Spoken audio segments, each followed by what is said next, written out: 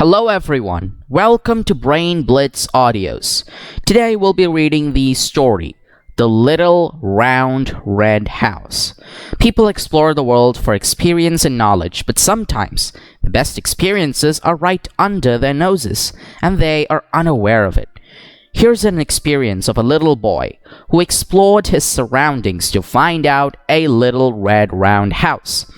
This story is part of the book Carolyn Reader for grade 8 students by Kerala State Syllabus. So let's read the story, right? On a cold, rainy, and windy Saturday in October, a little boy was bored. He went down to the kitchen where his mother was reading the newspaper, and he said, "Mom, I don't know what to do. I'm bored. His mother looked up from her paper and smiled. "Why don't you draw a picture with your new crayons?" "I already do 100 pictures," he said. "I'm bored. "Well, why don't you read one of your new library books?" she suggested. "I already read all of my books 1,000 times. I'm bored. "How about playing with your toys?" she said. "I already played with 1,000,000 toys. I'm bored. Most of the time, mothers don't like it when their children say they are bored. "I was never bored when I was your age," they say. Though this can't be true, can it? The little mother's boy thought for a bit, and then she said, "I remember one day when I was your age and I was bored. My mother, that is your grandmother, sent me out to search for the strangest little house. If you'd like, I can tell you just what she told me to do." The little boy looked up. His mother was bored once? That was interesting. She said, "First, you need to put on your raincoat and your hat and your scarf and your mittens and your boots. Then you need to go outside. And then you need to walk up the block and down the block and around the block to look for that little house." "What kind of little house?" the little boy asked. "It's a little round red house with no windows and no doors, a chimney on top and a star in the middle," she said. The little boy stared at her. "I never saw a house like that before. Where is it?" His mother said, "I can't tell you. But if you keep your ears open and your eyes open and you look hard, you should find it not too far from here. You won't even need to cross the street." "I'll do it," he said. He bundled up his raincoat and his hat, his scarf and his mittens, and his boots too, and set out to find the little round red house with no windows and no doors, a chimney on top and a star in the middle. He walked down his long block all the way to the corner. He saw white houses and blue houses and yellow houses and green houses. Then he saw a red house. "There it is!" he cried. But wait, the house was square, not round. It had a chimney all right, but also lots and lots of windows. It had a door too. He couldn't tell if there was a star. The windows had curtains on the inside. "That can't be it," he said, and continued his march around the corner, up the long block and down to the next corner. There were yellow houses and brown houses and many colored houses, but not one of them was a little round red house with no windows and no doors, a chimney on the top, and a star in the middle.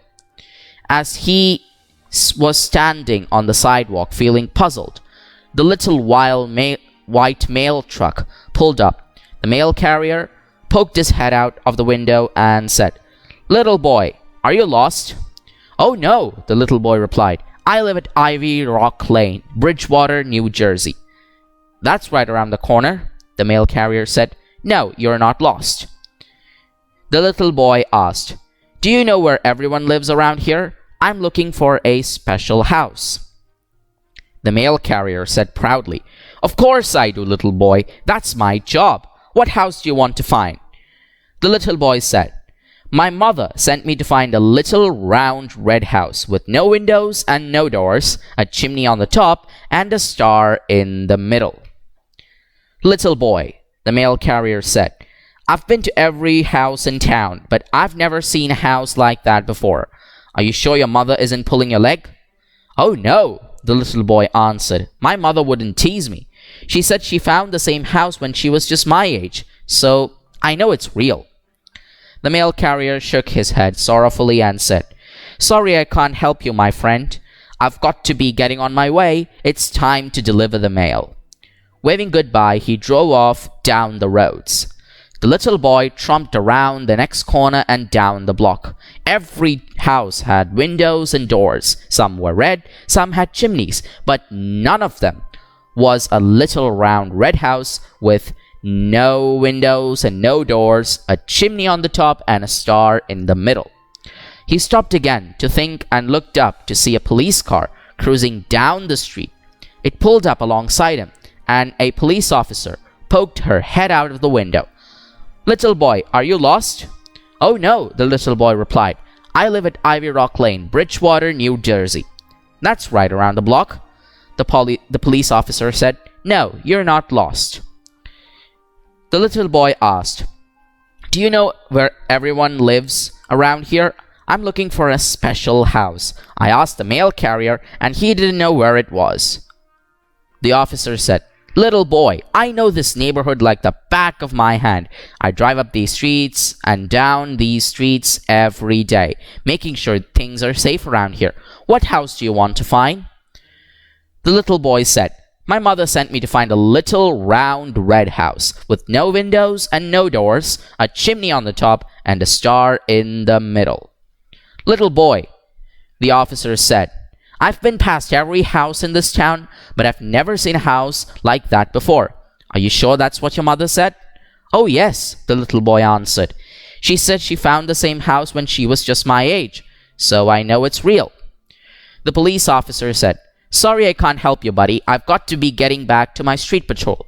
Waving goodbye, she drove off down the road. The little boy was getting discouraged. His mother said he wouldn't even need to cross the street, but no matter how hard he looked, he could not find the house he was looking for. There was just one more house to check, and that was Mr. Fetzer's house at the end of the block. Mr. Fetzer had lived in the neighborhood longer than anyone. Years and years ago, there were many farms in Bridgewater, but one by one, the land had been sold, and houses were built where there had once been fields of Jersey tomatoes and white corn. Mr. Fetzer's farm was the last one left in the neighborhood. He ran a small farm stand and sold the fresh fruits and vegetables he grew in his gardens and orchards. If anyone knows where that house is, he should. So the little boy reasoned. So up he trudged to Mr. Fetzer's barn and peered inside. There was the farmer, packing apples into boxes. He looked up. "Why, hello there, young fella. What can I do for you? Come for a taste of my apple cider?" He poured a cup and handed it to the little boy. The little boy drank it down gratefully. Hunting for houses was thirsty work. The cider tasted sweet and tart all at the same time. "Thanks for the cider," the little boy said. "Mr. Fetzer, can you help me? I'm looking for a house. It's a little round red house with no windows and no doors, a chimney on top, and a star in the middle. My mother says you've lived here longer than anybody, and she found the house when she was my age, so I thought you might know where it is." Mr. Fetzer smiled. "Seems to me I remember your mother when she was just a little girl. Seems to me she came to find me on a day just like today. Seems to me that she was looking for a house too, just like the one you've described, and seems to me I knew just where to send her." The farmer walked outside and pointed to his orchards up on a little hill. "See those trees? Run up there and take a look around, and I think you'll find what you're looking for." The little boy ran across the field and up the hill. He stood under one of the apple trees and looked all around. The wind was blowing a dancing breeze, and it blew a red apple right off the tree. Punk! The apple landed at his feet. Picking it up, the little boy took a closer look. A little round red house with no windows and no doors. He said, turning it and looking at its shiny round red surface. "A chimney on top," he said, touching the stem. "A star in the middle?" He put the apple in his raincoat pocket and ran all the way home. "Mom! Mom!" he cried. "I think I found it." His mother smiled when he took the apple out of his pocket and handed it to her. "I think you did too," she said. "A little round red house with no windows and no doors and a chimney on top." "But where's the star?" he asked. She picked up a sharp knife from the table. Placing the apple on its side on a plate, she cut it in half right through its middle, and there in the center was a star. Oh, how wonderful! There inside the apple lay a star holding 5 brown seeds. "It is too wonderful to eat without looking at the star, isn't it?" the little boy said to his mother.